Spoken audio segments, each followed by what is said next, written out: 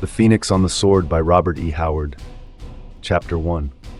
Know, O Prince, that between the years when the oceans drank Atlantis and the gleaming cities, and the years of the rise of the sons of Arias, there was an age undreamed of, when shining kingdoms lay spread across the world like blue mantles beneath the stars. Nemedia, Ophir, Brithunia, Hyperborea, Zamora with its dark-haired women and towers of spider-haunted mystery, Zingara with its chivalry, Koth that bordered on the pastoral lands of Shem, Stygia with its shadow-guarded tombs, Hyrcania, whose riders wore steel and silk and gold. But the proudest kingdom of the world was Aquilonia, reigning supreme in the dreaming west. Hither came Conan, the Cimmerian, black-haired, sullen-eyed, sword in hand, a thief, a reaver, a slayer, with gigantic melancholies and gigantic mirth, to tread the jeweled thrones of the earth under his sandaled feet. The Nemedian chronicles. Over shadowy spires and gleaming towers lay the ghostly darkness and silence that runs before dawn. Into a dim alley, one of a veritable labyrinth of mysterious winding ways, four masked figures came hurriedly from a door which a dusky hand furtively opened. They spoke not but went swiftly into the gloom, cloaks wrapped closely about them. As silently as the ghosts of murdered men, they disappeared in the darkness. Behind them, a sardonic countenance was framed in the partly opened door. A pair of evil eyes glittered malevolently in the gloom. "Go into the night, creatures of the night," a voice mocked. "O fools, your doom hounds your heels like a blind dog, and you know it not." The speaker closed the door and bolted it, then turned and went up the corridor, candle in hand. He was a somber giant, whose dusky skin revealed his Stygian blood. He came into an inner chamber where a tall, lean man in worn velvet lounged like a great lazy cat on a silken couch, sipping wine from a huge golden goblet. "Well, Ascalante," said the Stygian, setting down the candle, "your dupes have slunk into the streets like rats from their burrows. You work with strange tools." "Tools?" replied Ascalante. "Why, they consider me that. For months now, ever since the rebel force summoned me from the southern desert, I have been living in the very heart of my enemies, hiding by day in this obscure house, skulking through dark alleys and darker corridors at night. And I have accomplished what those rebellious nobles could not. Working through them, and through other agents, many of whom have never seen my face, I have honeycombed the empire with sedition and unrest. In short, I, working in the shadows, have paved the downfall of the king who sits throned in the sun. By Mitra, I was a statesman before I was an outlaw. And these dupes who deem themselves your masters, they will continue to think that I serve them until our present task is completed. Who are they to match wits with Ascalante? Volmana, the dwarfish count of Caraban, Gromel, the giant commander of the Black Legion, Dion, the fat baron of Attalus, Rinaldo, the hair-brained minstrel. I am the force which has welded together the steel in each, and by the clay in each, I will crush them when the time comes. But that lies in the future. Tonight the king dies. Days ago, I saw the imperial squadrons ride from the city, said the Stygian. They rode to the frontier which the heathen Picts assail, thanks to the strong liquor which I've smuggled over the borders to madden them. Dion's great wealth made that possible, and Volmana made it possible to dispose of the rest of the imperial troops which remained in the city. Through his princely kin in Nemedia, it was easy to persuade King Numa to request the presence of Count Trocero of Poitin, Seneschal of Aquilonia, and of course, to do him honor, he'll be accompanied by an imperial escort as well as his own troops and Prospero, King Conan's right-hand man. That leaves only the king's personal bodyguard in the city, beside the Black Legion. Through Gromel, I've corrupted a spendthrift officer of that guard and bribed him to lead his men away from the king's door at midnight. Then, with 16 desperate rogues of mine, we enter the palace by a secret tunnel. After the deed is done, even if the people do not rise to welcome us, Gromel's Black Legion will be sufficient to hold the city and the crown. And Dion thinks that crown will be given to him? Yes, the fat fool claims it by reason of a trace of royal blood. Conan makes a bad mistake in letting men live who still boast descent from the old dynasty, from which he tore the crown of Aquilonia. Volmana wishes to be reinstated in royal favor, as he was under the old regime, so that he may lift his poverty-ridden estates to their former grandeur. Gromel hates Palantides, commander of the Black Dragons, and desires the command of the whole army, with all the stubbornness of the Bossonian. Alone of us all, Ronaldo has no personal ambition. He sees in Conan a red-handed, rough-footed barbarian who came out of the north to plunder a civilized land. He idealizes the king whom Conan killed to get the crown, remembering only that he occasionally patronized the arts and forgetting the evils of his reign, and he is making the people forget. Already they openly sing the lament for the king, in which Ronaldo lauds the sainted villain and denounces Conan as that black-hearted savage from the abyss. Conan laughs, but the people snarl. Why does he hate Conan? Poets always hate those in power. To them, perfection is always just behind the last corner or beyond the next. They escape the present in dreams of the past and future. Ronaldo is a flaming torch of idealism, rising as he thinks to overthrow a tyrant and liberate the people. As for me, well, a few months ago I had lost all ambition but to raid the caravans for the rest of my life. Now old dreams stir. Conan will die, Dion will mount the throne. Then he too will die. One by one, all who oppose me will die, by fire or steel or those deadly wines you know so well how to brew. Ascalante, king of Aquilonia, how like you the sound of it? The Stygian shrugged his broad shoulders. There was a time, he said with unconcealed bitterness, when I too had my ambitions, beside which yours seemed tawdry and childish. To what a state I have fallen! My old-time peers and rivals would stare indeed could they see Thothemon of the Ring serving as the slave of an outlander, and an outlaw at that, and aiding in the petty ambitions of barons and kings. You laid your trust in magic and mummery, answered Ascalante carelessly. I trust my wits and my sword. Wits and swords are as straws against the wisdom of the darkness, growled the Stygian, his dark eyes flickering with menacing lights and shadows. Had I not lost the ring, our positions might be reversed. Nevertheless, answered the outlaw impatiently, you wear the stripes of my whip on your back, and are likely to continue to wear them. Be not so sure, the fiendish hatred of the Stygian glittered for an instant redly in his eyes. Some day, somehow, I will find the ring again, and when I do, by the serpent fangs of Set you shall pay. The hot-tempered Aquilonian started up and struck him heavily across the mouth. Thoth reeled back, blood starting from his lips. You grow overbold, dog, growled the outlaw. Have a care, I am still your master who knows your dark secret.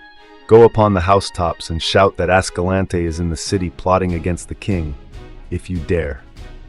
I dare not, muttered the Stygian, wiping the blood from his lips. No, you do not dare, Ascalante grinned bleakly.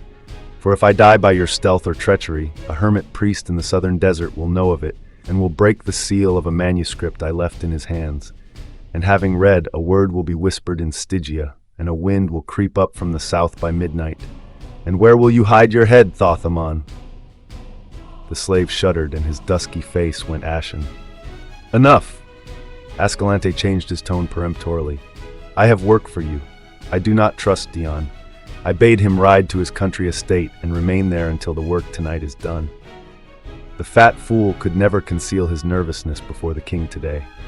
Ride after him, and if you do not overtake him on the road, proceed to his estate and remain with him until we send for him. Don't let him out of your sight. He is mazed with fear and might bolt, might even rush to Conan in a panic and reveal the whole plot, hoping thus to save his own hide. Go! The slave bowed, hiding the hate in his eyes, and did as he was bidden. Ascalante turned again to his wine.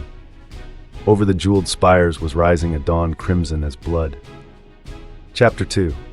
When I was a fighting man, the kettle drums they beat. The people scattered gold dust before my horse's feet. But now I am a great king. The people hound my track with poison in my wine cup and daggers at my back. The Road of Kings. The room was large and ornate, with rich tapestries on the polished paneled walls, deep rugs on the ivory floor, and with the lofty ceiling adorned with intricate carvings and silver scrollwork. Behind an ivory, gold-inlaid writing table sat a man whose broad shoulders and sun-browned skin seemed out of place among those luxuriant surroundings. He seemed more a part of the sun and winds and high places of the outlands. His slightest movement spoke of steel spring muscles knit to a keen brain with the coordination of a born fighting man. There was nothing deliberate or measured about his actions. Either he was perfectly at rest, still as a bronze statue, Or else he was in motion, not with the jerky quickness of over-tense nerves, but with a cat-like speed that blurred the sight which tried to follow him. His garments were of rich fabric, but simply made. He wore no ring or ornaments, and his square-cut black mane was confined merely by a cloth of silver band about his head. Now he laid down the golden stylus with which he had been laboriously scrawling on wax papyrus, rested his chin on his fist, and fixed his smoldering blue eyes enviously on the man who stood before him. This person was occupied in his own affairs at the moment, for he was taking up the laces of his gold-chased armor and abstractedly whistling, a rather unconventional performance, considering that he was in the presence of a king.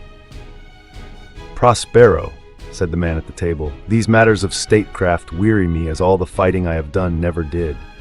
"All part of the game, Conan," answered the dark-eyed Poitanian. "You are king, you must play the part." "I wish I might ride with you to Nemedia," said Conan enviously. "It seems ages since I had a horse between my knees, but Publius says that affairs in the city require my presence. Curse him! When I overthrew the old dynasty," he continued, speaking with the easy familiarity which existed only between the Poitanian and himself, "it was easy enough, though it seemed bitter hard at the time. Looking back now over the wild path I followed, all those days of toil, intrigue, slaughter, and tribulation seem like a dream. I did not dream far enough, Prospero. When King Numedides lay dead at my feet and I tore the crown from his gory head and set it on my own, I had reached the ultimate border of my dreams. I had prepared myself to take the crown, not to hold it. In the old free days, all I wanted was a sharp sword and a straight path to my enemies. Now no paths are straight and my sword is useless. When I overthrew Numedides, then I was the liberator. Now they spit at my shadow. They have put a statue of that swine in the temple of Mitra, and people go and wail before it, hailing it as the holy effigy of a saintly monarch who was done to death by a red-handed barbarian. When I led her armies to victory as a mercenary, Aquilonia overlooked the fact that I was a foreigner, but now she cannot forgive me. Now in Mitra's temple there come to burn incense to Numedides in memory, men whom his hangman maimed and blinded, men whose sons died in his dungeons, whose wives and daughters were dragged into his seraglio. The fickle fools. "Rinaldo is largely responsible," answered Prospero, drawing up his sword belt another notch. "He sings songs that make men mad. Hang him in his jester's garb to the highest tower in the city. Let him make rhymes for the vultures." Conan shook his lion head. "No, Prospero, he's beyond my reach. A great poet is greater than any king. His songs are mightier than my scepter, for he has near ripped the heart from my breast when he chose to sing for me. I shall die and be forgotten, but Rinaldo's songs will live forever." "No, Prospero," the king continued, a somber look of doubt shadowing his eyes. "There is something hidden, some undercurrent of which we are not aware. I sense it as in my youth I sense the tiger hidden in the tall grass. There is a nameless unrest throughout the kingdom. I am like a hunter who crouches by his small fire amid the forest and hears stealthy feet padding in the darkness, and almost sees the glimmer of burning eyes. If I could but come to grips with something tangible that I could cleave with my sword. I tell you, it's not by chance that the Picts have of late so fiercely assailed the frontiers, so that the Bossonians have called for aid to beat them back. I should have ridden with the troops." "Publius feared a plot to trap and slay you beyond the frontier," replied Prospero, smoothing his silken surcoat over his shining mail and admiring his tall, lithe figure in a silver mirror. "That's why he urged you to remain in the city. These doubts are born of your barbarian instincts. Let the people snarl. The mercenaries are ours, and the black dragons, and every rogue in Poitain swears by you. Your only danger is assassination, and that's impossible, with men of the imperial troops guarding you day and night. What are you working at there?" "A map," Conan answered with pride. "The maps of the court show well the countries of south, east, and west, but in the north they are vague and faulty. I am adding the northern lands myself. Here is Cimmeria, where I was born. And Asgard and Vanaheim." Prospero scanned the map. "By Mitra, I had almost believed those countries to have been fabulous." Conan grinned savagely, involuntarily touching the scars on his dark face. "You had known otherwise, had you spent your youth on the northern frontiers of Cimmeria. Asgard lies to the north, and Vanaheim to the northwest of Cimmeria, and there is continual war along the borders. "What manner of men are these northern folk?" asked Prospero. "Tall and fair and blue-eyed. Their god is Ymir, the frost giant, and each tribe has its own king. They are wayward and fierce. They fight all day and drink ale and roar their wild songs all night." "Then I think you are like them," laughed Prospero. "You laugh greatly, drink deep and bellow good songs, though I never saw another Cimmerian who drank aught but water, or who ever laughed or ever sang save to chant dismal dirges." "Perhaps it's the land they live in," answered the king. "A gloomier land never was, all of hills, darkly wooded, under skies nearly always gray, with winds moaning drearily down the valleys. Little wonder men grow moody there," quoth Prospero with a shrug of his thinking of the smiling sun-washed plains and blue lazy rivers of Poitou, Aquilonia's southernmost province. "They have no hope here or hereafter," answered Conan. "Their gods are Crom and his dark race, who rule over a sunless place of everlasting mist, which is the world of the dead. Mitra, the ways of the Aesir were more to my liking." "Well," grinned Prospero, "the dark hills of Cimmeria are far behind you, and now I go. I'll quaff a goblet of white Nemedian wine for you at Numa's court." "Good," grunted the king, "but kiss Numa's dancing girls for yourself only, lest you involve the states." His gusty laughter followed Prospero out of the chamber. Chapter 3. Under the cavern pyramids great Set coils asleep, among the shadows of the tombs his dusky people creep. I speak the word from the hidden gulfs that never knew the sun. Send me a servant for my hate, O scaled and shining one. The sun was setting, etching the green and hazy blue of the forest in brief gold. The waning beams glinted on the thick golden chain, which Dion of Attalus twisted continually in his pudgy hand as he sat in the flaming riot of blossoms and flowering trees which was his garden. He shifted his fat body on his marble seat and glanced furtively about, as if in quest of a lurking enemy. He sat within a circular grove of slender trees, whose interlapping branches cast a thick shade over him. Near at hand a fountain tinkled silverly, and other unseen fountains in various parts of the great garden whispered an everlasting symphony. Dion was alone except for the great dusky figure which lounged on a marble bench close at hand, watching the Baron with deep, somber eyes. Dion gave little thought to Thothemon. He vaguely knew that he was a slave in whom Ascalante reposed much trust. But like so many rich men, Dion paid scant heed to men below his own station in life. "You need not be so nervous," said Thoth. "The plot cannot fail." "Ascalante can make mistakes as well as another," snapped Dion, sweating at the mere thought of failure. "Not he," grinned the Stygian savagely. "Else I had not been his slave, but his master." "What talk is this?" peevishly returned Dion, with only half a mind on the conversation. Thothemon's eyes narrowed. For all his iron self-control, he was near bursting with long pent-up shame, hate and rage, ready to take any sort of a desperate chance. What he did not reckon on was the fact that Dion saw him, not as a human being with a brain and a wit, but simply a slave, and as such, a creature beneath notice. "Listen to me," said Thoth. "You will be king. But you little know the mind of Ascalante. You cannot trust him once Conan is slain. I can help you. If you will protect me when you come to power, I will aid you. Listen, my lord. I was a great sorcerer in the south. Men spoke of Thothemon as they spoke of Raman. King Tesphon of Stygia gave me great honor, casting down the magicians from the high places to exalt me above them. They hated me, but they feared me, for I controlled beings from outside which came at my call and did my bidding. By Set, mine enemy knew not the hour when he might awake at midnight to feel the taloned fingers of a nameless horror at his throat. I did dark and terrible magic with the serpent ring of Set, which I found in a nighted tomb a league beneath the earth, forgotten before the first man crawled out of the slimy sea. But a thief stole the ring and my power was broken. The magicians rose up to slay me, and I fled. Disguised as a camel driver, I was traveling in a caravan in the land of Koth, when Ascalante's reavers fell upon us. All in the caravan were slain except myself. I saved my life by revealing my identity to Ascalante and swearing to serve him. Bitter has been that bondage. To hold me fast, he wrote of me in a manuscript, and sealed it, and gave it into the hands of a hermit who dwells on the southern borders of Koth.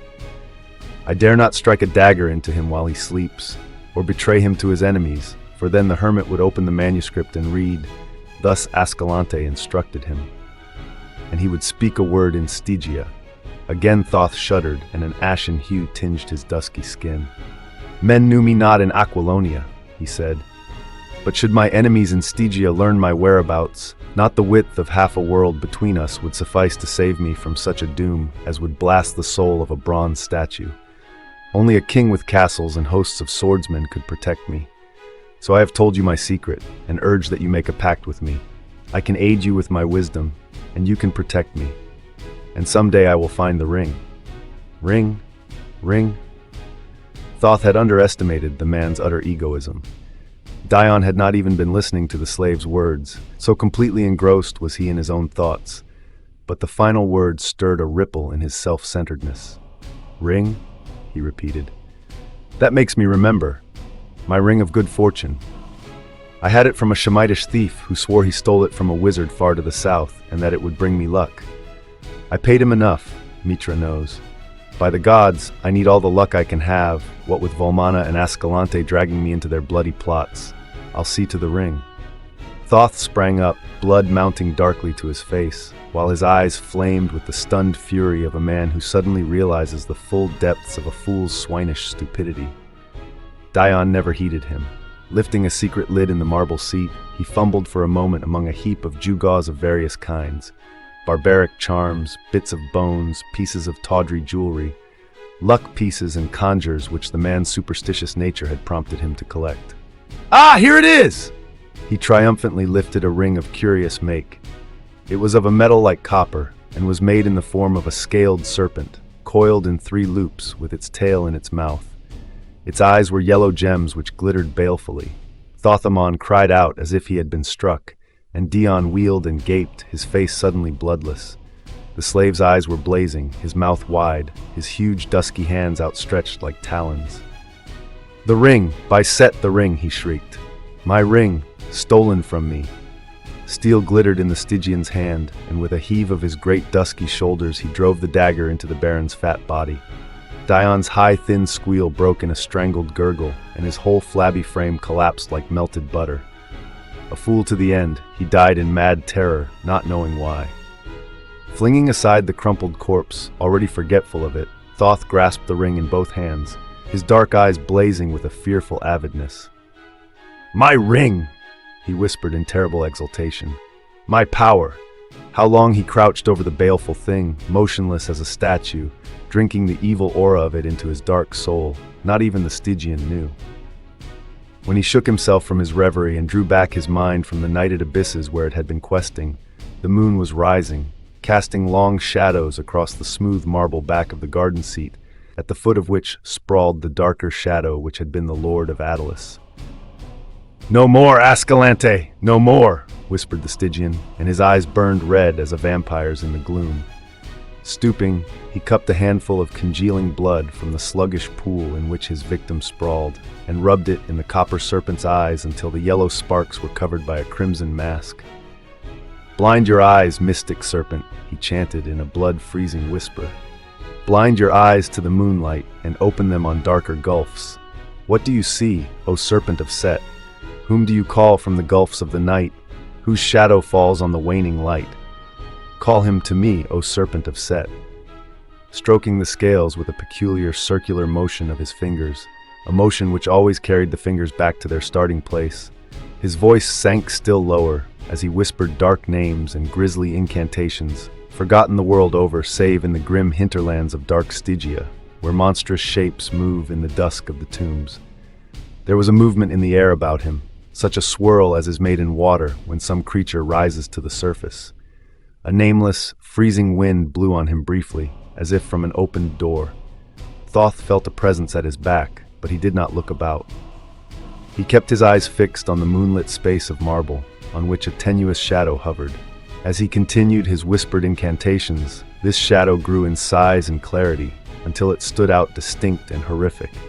Its outline was not unlike that of a gigantic baboon, but no such baboon ever walked the earth, not even in Stygia. Still Thoth did not look, but drawing from his girdle a sandal of his master, always carried in the dim hope that he might be able to put it to such use. He cast it behind him. "Know it well, slave of the ring," he exclaimed. "Find him who wore it and destroy him. Look into his eyes and blast his soul before you tear out his throat.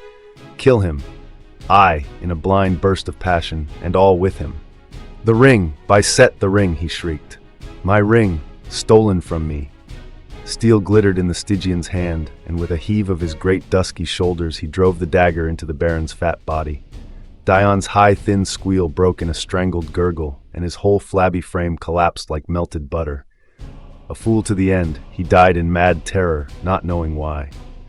Flinging aside the crumpled corpse, already forgetful of it, Thoth grasped the ring in both hands, his dark eyes blazing with a fearful avidness.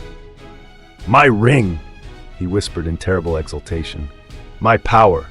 How long he crouched over the baleful thing, motionless as a statue, drinking the evil aura of it into his dark soul, not even the Stygian knew. When he shook himself from his reverie and drew back his mind from the nighted abysses where it had been questing, the moon was rising, casting long shadows across the smooth marble back of the garden seat, at the foot of which sprawled the darker shadow which had been the Lord of Attalus. "No more, Ascalante! No more!" whispered the Stygian, and his eyes burned red as a vampire's in the gloom. Stooping, he cupped a handful of congealing blood from the sluggish pool in which his victim sprawled, and rubbed it in the copper serpent's eyes until the yellow sparks were covered by a crimson mask. "Blind your eyes, mystic serpent," he chanted in a blood-freezing whisper. "Blind your eyes to the moonlight and open them on darker gulfs. What do you see, O serpent of Set? Whom do you call from the gulfs of the night, whose shadow falls on the waning light? Call him to me, O serpent of Set." Stroking the scales with a peculiar circular motion of his fingers, a motion which always carried the fingers back to their starting place, his voice sank still lower as he whispered dark names and grisly incantations, forgotten the world over save in the grim hinterlands of dark Stygia, where monstrous shapes move in the dusk of the tombs. There was a movement in the air about him, such a swirl as is made in water when some creature rises to the surface. A nameless, freezing wind blew on him briefly, as if from an opened door. Thoth felt a presence at his back, but he did not look about. He kept his eyes fixed on the moonlit space of marble, on which a tenuous shadow hovered. As he continued his whispered incantations, this shadow grew in size and clarity, until it stood out distinct and horrific. Its outline was not unlike that of a gigantic baboon, but no such baboon ever walked the earth, not even in Stygia. Still Thoth did not look, but drawing from his girdle a sandal of his master, always carried in the dim hope that he might be able to put it to such use, he cast it behind him. "Know it well, slave of the ring," he exclaimed.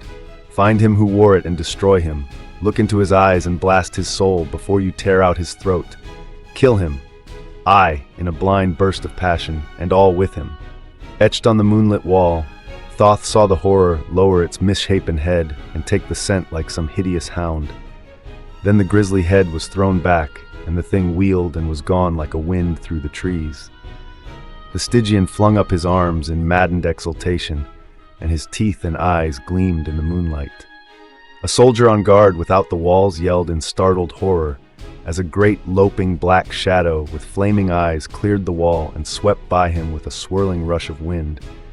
But it was gone so swiftly that the bewildered warrior was left wondering whether it had been a dream or a hallucination. Chapter 4. When the world was young and men were weak and the fiends of the night walked free, I strove with Set by fire and steel and the juice of the upas tree. Now that I sleep in the mount's black heart and the ages take their toll, forget ye him who fought with the snake to save the human soul? Alone in the great sleeping chamber with its high golden dome, King Conan slumbered and dreamed. Through swirling gray mists he heard a curious call, faint and far, and though he did not understand it, it seemed not within his power to ignore it. Sword in hand he went through the gray mist, as a man might walk through clouds, and the voice grew more distinct as he proceeded until he understood the word it spoke. It was his own name that was being called across the gulfs of space or time. Now the mists grew lighter, and he saw that he was in a great dark corridor that seemed to be cut in solid black stone. It was unlighted, but by some magic he could see plainly. The floor, ceiling, and walls were highly polished and gleamed dull, and they were carved with the figures of ancient heroes and half-forgotten gods. He shuddered to see the vast, shadowy outlines of the nameless Old Ones, and he knew somehow that mortal feet had not traversed the corridor for centuries. He came upon a wide stair carved in the solid rock, and the sides of the shaft were adorned with esoteric symbols so ancient and horrific that King Conan's skin crawled. The steps were carven each with the abhorrent figure of the old serpent, Set, so that at each step he planted his heel on the head of the snake, as it was intended from old times. But he was nonetheless at ease for all that. But the voice called him on, and at last, in darkness that would have been impenetrable to his material eyes, he came into a strange crypt and saw a vague white-bearded figure sitting on a tomb. Conan's hair rose up and he grasped his sword, but the figure spoke in sepulchral tones. "Oh man, do you know me?" "Not I, by Crom," swore the king. "Man," said the ancient, "I am Epimetheus."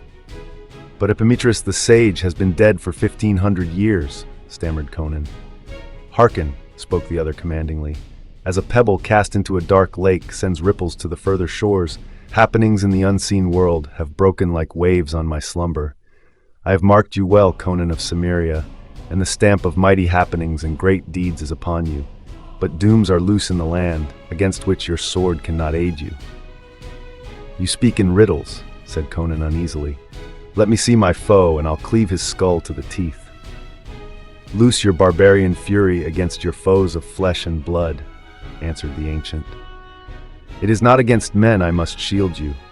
There are dark worlds barely guessed by man, wherein formless monsters stalk, fiends which may be drawn from the outer voids to take material shape and rend and devour at the bidding of evil magicians. There is a serpent in your house, O king, an adder in your kingdom, come up from Stygia, with the dark wisdom of the shadows in his murky soul. As a sleeping man dreams of the serpent which crawls near him, I have felt the foul presence of Set's neophyte. He is drunk with terrible power, and the blows he strikes at his enemy may well bring down the kingdom. I have called you to me, to give you a weapon against him and his hellhound pack." "But why?" bewilderedly asked Conan. "Men say you sleep in the black heart of Golamira, whence you send forth your ghost on unseen wings to aid Aquilonia in times of need. But I am an outlander and a barbarian." "Peace!" The ghostly tones reverberated through the great shadowy cavern. "Your destiny is one with Aquilonia. Gigantic happenings are forming in the web and the womb of fate, and a blood-mad sorcerer shall not stand in the path of imperial destiny. Ages ago Set coiled about the world like a python about its prey. All my life, which was as the lives of 3 common men, I fought him. I drove him into the shadows of the mysterious south, but in dark Stygia, men still worship him, who to us is the archdemon. As I fought Set, I fight his worshippers and his votaries and his acolytes. Hold out your sword." Wondering, Conan did so, and on the great blade, close to the heavy silver guard, the ancient traced with a bony finger a strange symbol that glowed like white fire in the shadows. And on the instant crypt, tomb, and ancient vanished, and Conan, bewildered, sprang from his couch in the great golden-domed chamber. And as he stood, bewildered at the strangeness of his dream, he realized that he was gripping his sword in his hand, and his hair prickled at the nape of his neck, for on the broad blade was carven a symbol, the outline of a phoenix. And he remembered that on the tomb in the crypt he had seen what he had thought to be a similar figure, carven of stone. Now he wondered if it had been but a stone figure, and his skin crawled at the strangeness of it all. Then as he stood, a stealthy sound in the corridor outside brought him to life, and without stopping to investigate, he began to don his armor. Again he was the barbarian, suspicious and alert as a gray wolf at bay. Chapter 5. What do I know of cultured ways, the guilt, the craft, and the lie? I, who was born in a naked land and bred in the open sky.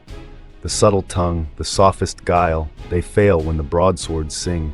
Rush in and die, dogs. I was a man before I was a king. The road of kings. Through the silence which shrouded the corridor of the royal palace stole 20 furtive figures. Their stealthy feet, bare or cased in soft leather, made no sound either on thick carpet or bare marble tile. The torches which stood in niches along the halls gleamed red on dagger, sword, and keen-edged axe. "Easy all," hissed Ascalante. "Stop that cursed loud breathing, whoever it is. The officer of the night guard has removed most of the sentries from these halls and made the rest drunk. But we must be careful, just the same. Back! Here come the guard!" They crowded back behind a cluster of carven pillars, and almost immediately 10 giants in black armor swung by at a measured pace.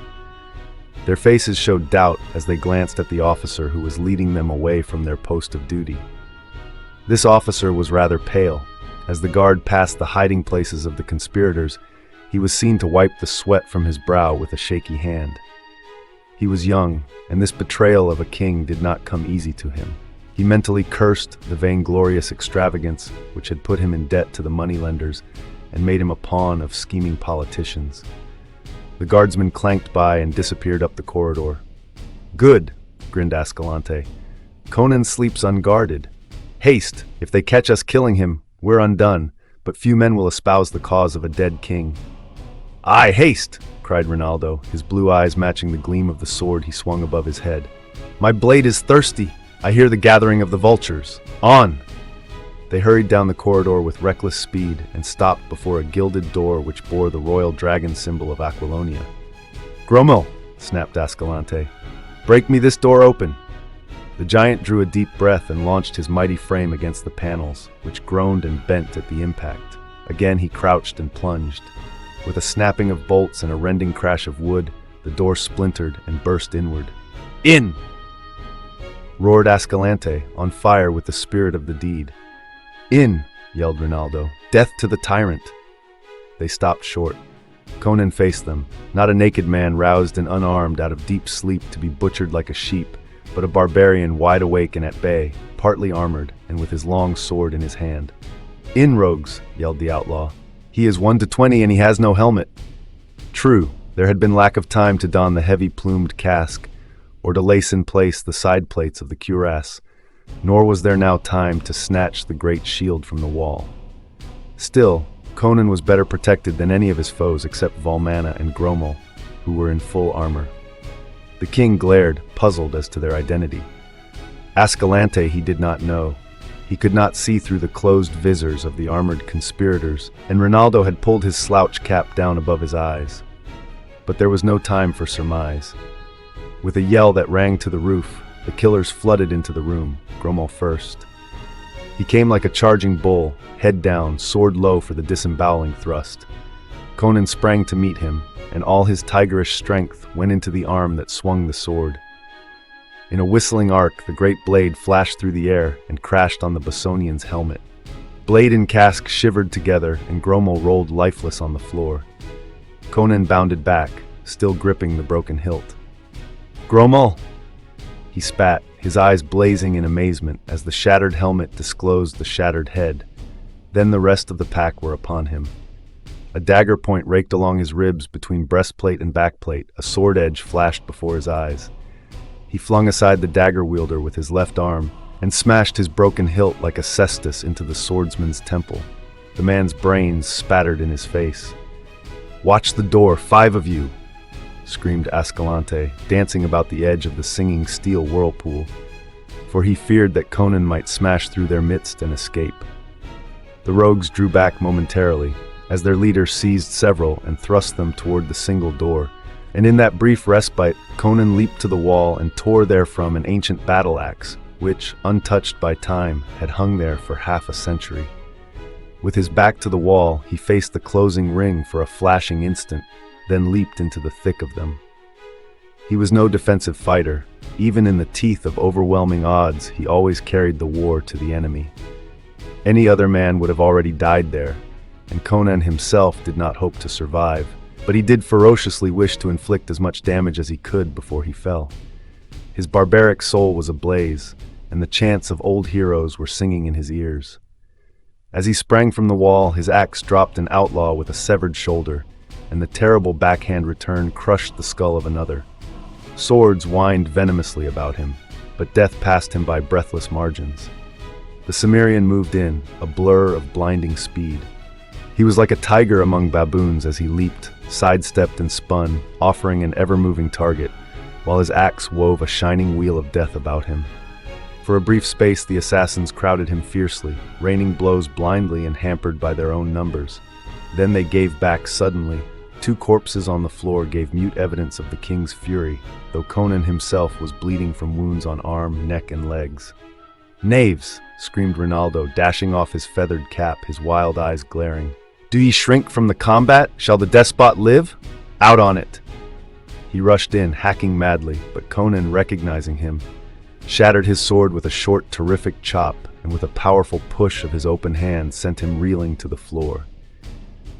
The king took Ascalante's point in his left arm, and the outlaw barely saved his life by ducking and springing backward from the swinging axe. Again the wolves swirled in, and Conan's axe sang and crushed. A hairy rascal stooped beneath its stroke and dived at the king's legs, but after wrestling for a brief instant at what seemed a solid iron tower, glanced up in time to see the axe falling, but not in time to avoid it. In the interim, one of his comrades lifted a broadsword with both hands and hewed through the king's left shoulder plate, wounding the shoulder beneath. In an instant, Conan's cuirass was full of blood. Volmana, flinging the attackers right and left in his savage impatience, came plowing through and hacked murderously at Conan's unprotected head. The king ducked deeply, and the sword shaved off a lock of his black hair as it whistled above him. Conan pivoted on his heel and struck in from the side. The axe crunched through the steel cuirass, and Volmana crumpled with his whole left side caved in. "Volmana!" gasped Conan breathlessly. "I'll know that dwarf in hell!" He straightened to meet the maddened rush of Ronaldo, who charged in wild and wide open, armed only with a dagger. Conan leaped back, lifting his axe. "Ronaldo!" His voice was strident with desperate urgency. "Back! I would not slay you!" "Die, tyrant!" screamed the mad minstrel, hurling himself headlong on the king. Conan delayed the blow he was loth to deliver until it was too late. Only when he felt the bite of the steel in his unprotected side did he strike in a frenzy of blind desperation. Ronaldo dropped with his skull shattered, and Conan reeled back against the wall, blood spurting from between the fingers which gripped his wound. "In now and slay him!" yelled Ascalon. Conan put his back against the wall and lifted his axe. He stood like an image of the unconquerable primordial, legs braced far apart, head thrust forward, one hand clutching the wall for support, the other gripping the axe on high, with the great corded muscles standing out in iron ridges, and his features frozen in a death snarl of fury, his eyes blazing terribly through the mist of blood which veiled them. The men faltered. Wild, criminal, and dissolute though they were, yet they came of a breed men called civilized, with a civilized background. Here was the barbarian, the natural killer. They shrank back. The dying tiger could still deal death. Conan sensed their uncertainty and grinned mirthlessly and ferociously. "Who dies first?" he mumbled through smashed and bloody lips. Ascalante leaped like a wolf, halted almost in midair with incredible quickness, and fell prostrate to avoid the death which was hissing toward him. He frantically whirled his feet out of the way and rolled clear as Conan recovered from his missed blow and struck again. This time the axe sank inches deep into the polished floor, close to Ascalante's revolving legs. Another misguided desperado chose this instant to charge, followed half-heartedly by his fellows. He intended killing Conan before the Cimmerian could wrench his axe from the floor, but his judgment was faulty. The red axe lurched up and crashed down, and a crimson caricature of a man catapulted back against the legs of the attackers. At that instant, a fearful scream burst from the rogues at the door, as a black, misshapen shadow fell across the wall. All but Ascalante wheeled at that cry, and then, howling like dogs, they burst blindly through the door in a raving, blaspheming mob, and scattered through the corridors in screaming flight. Ascalante did not look toward the door. He had eyes only for the wounded king. He supposed that the noise of the fray had at last roused the palace, and that the loyal guards were upon him, though even in that moment it seemed strange that his hardened rogues should scream so terribly in their flight. Conan did not look toward the door because he was watching the outlaw with the burning eyes of a dying wolf. In this extremity, Ascalante's cynical philosophy did not desert him. "All seems to be lost, particularly honor," he murmured. However, the king is dying on his feet, and whatever other cogitation might have passed through his mind is not to be known, for, leaving the sentence uncompleted, he ran lightly at Conan just as the Cimmerian was perforce employing his axe arm to wipe the blood from his blinded eyes.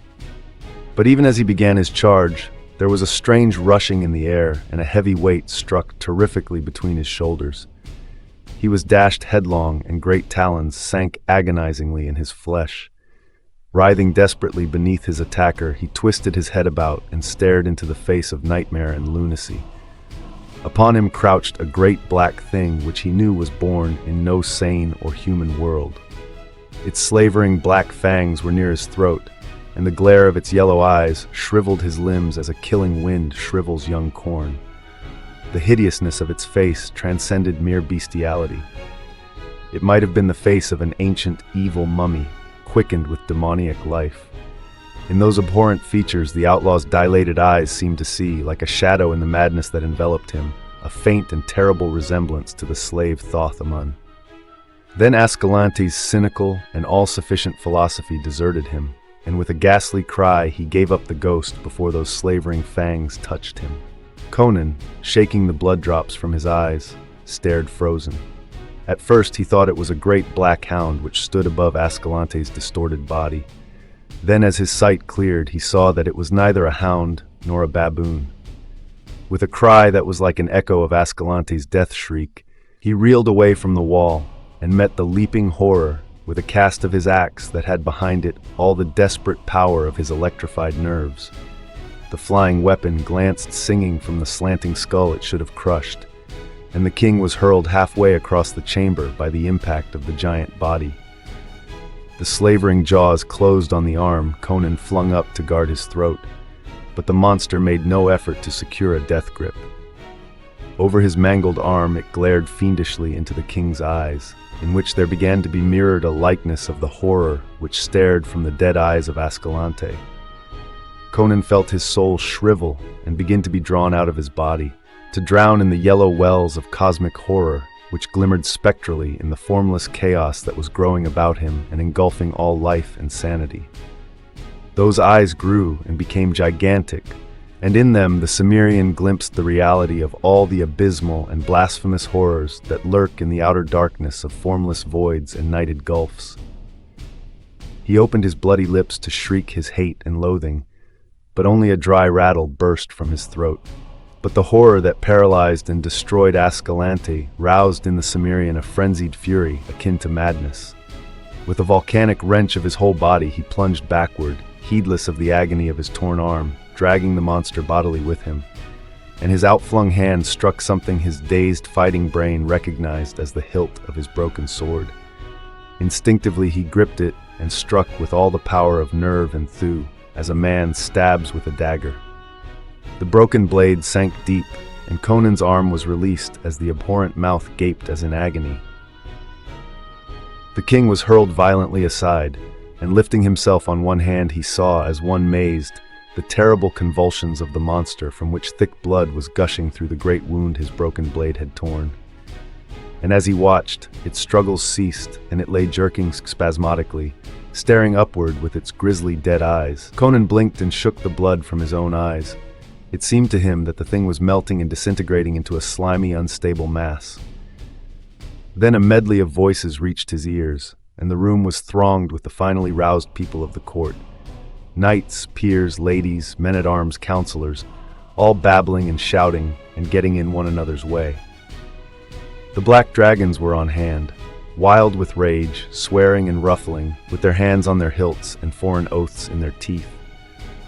Of the young officer of the door guard, nothing was seen, nor was he found then or later, though earnestly sought after. "The guard is here, you old fool," cavalierly snapped Palantes, commander of the Black Dragons, forgetting Publius' rank in the stress of the moment. "Best stop your caterwauling and aid us to bind the king's wounds. He's like to bleed to death." "Yes, yes," cried Publius, who was a man of plans rather than action. "We must bind his wounds. Send for every leech of the court. Oh, my lord, what a black shame on the city. Are you entirely slain?" "Wine," gasped the king from the couch where they had laid him. They put a goblet to his bloody lips, and he drank like a man half dead of thirst. "Good," he grunted, falling back. Slaying is cursed dry work. They had stanched the flow of blood, and the innate vitality of the barbarian was asserting itself. "See first to the dagger wound in my side," he bade the court physicians. "Rinaldo wrote me a deathly song there, and keen was the stylus." "We should have hanged him long ago," gibbered Publius. "No good can come of poets. Who is this?" He nervously touched Ascalante's body with his sandaled toe. "By Mitra," ejaculated the commander. "It is Ascalante, once Count of Thun. What devil's work brought him up from his desert haunts?" "But why does he stare so?" whispered Publius, drawing away, his own eyes wide, and a peculiar prickling among the short hairs at the back of his fat neck. The others fell silent as they gazed at the dead outlaw. "Had you seen what he and I saw?" growled the king, sitting up despite the protests of the leeches. "You had not wondered. Blast your own gaze by looking at—" He stopped short, his mouth gaping, his finger pointing fruitlessly. Where the monster had died, only the bare floor met his eyes. "Crom!" he swore. "The thing's melted back into the foulness which bore it." "The king is delirious," whispered a noble. Conan heard and swore with barbaric oaths. "By bad Morrigan, Macha and Nemane," he concluded wrathfully. "I am sane!" It was like a cross between a Stygian mummy and a baboon. It came through the door, and Ascalante's rogues fled before it. It slew Ascalante, who was about to run me through. Then it came upon me, and I slew it. How I know not, for my axe glanced from it as from a rack. But I think that the sage Epimetheus had a hand in it. "Hark how he names Epimetheus, dead for 1,500 years," they whispered to each other. "By Ymir," thundered the king. "This night I talked with Epimetheus. He called to me in my dreams, and I walked down a black stone corridor carved with old gods, to a stone stair on the steps of which were the outlines of Set, until I came to a crypt, and a tomb with a phoenix carved on it. In Mitra's name, Lord King, be silent." It was the high priest of Mitra who cried out, and his countenance was ashen. Conan threw up his head like a lion tossing back its mane, and his voice was thick with the growl of the angry lion. "Am I a slave, to shut my mouth at your command?" "Nay, nay, my lord." The high priest was trembling, but not through fear of the royal wrath. "I meant no offense." He bent his head close to the king and spoke in a whisper that carried only to Conan's ears. "My lord, this is a matter beyond human understanding. Only the inner circle of the priestcraft know of the black stone corridor carved in the black heart of Mount Golamira by unknown hands, or of the phoenix-guarded tomb where Epimetheus was laid to rest 1,500 years ago. And since that time no living man has entered it, for his chosen priests, after placing the sage in the crypt, blocked up the outer entrance of the corridor so that no man could find it, and today not even the high priests know where it is. Only by word of mouth, handed down by the high priests to the chosen few, and jealously guarded, does the inner circle of Mitra's acolytes know of the resting place of Epimetheus in the black heart of Golamira. It is one of the mysteries on which Mitra's cult stands. "I cannot say by what magic Epimetheus brought me to him," answered Conan, "but I talked with him, and he made a mark on my sword. Why that mark made it deadly to demons, or what magic lay behind the mark, I know not, but though the blade broke on Grummel's helmet, yet the fragment was long enough to kill the horror." "Let me see your sword," whispered the high priest from a throat gone suddenly dry. Conan held out the broken weapon, and the high priest cried out and fell to his knees. "Mitra, guard us against the powers of darkness," he gasped. "The king has indeed talked with Epimetheus this night. There on the sword, it is the secret sign none might make but him, the emblem of the immortal phoenix which broods forever over his tomb. A candle, quick! Look again at the spot where the king said the goblin died." It lay in the shade of a broken screen. They threw the screen aside and bathed the floor in a flood of candlelight. And a shuddering silence fell over the people as they looked. Then some fell on their knees calling on Mitra, and some fled screaming from the chamber. There on the floor where the monster had died, there lay, like a tangible shadow, a broad, dark stain that could not be washed out. The thing had left its outline clearly etched in its blood, and that outline was of no being of a sane and normal world. Grim and horrific it brooded there, like the shadow cast by one of the apish gods that squat on the shadowy altars of dim temples in the dark land of Stygia. The end.